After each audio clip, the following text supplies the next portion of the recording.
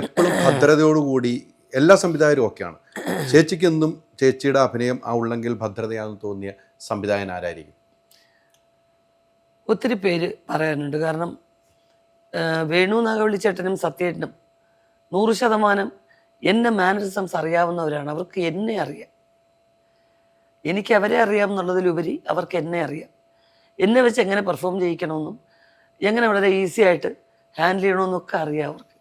ആ സിനിമകളിൽ എപ്പോഴും ഞാൻ പൂർണ്ണമായിട്ട് ഞാനായിരിക്കും.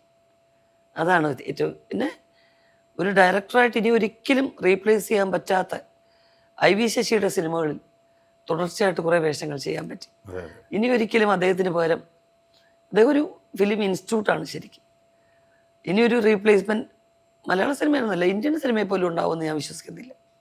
മലയാളത്തിലെ ചെറിയ ബഡ്ജറ്റിലാണ് 1921 സിനിമ എടുത്തത്.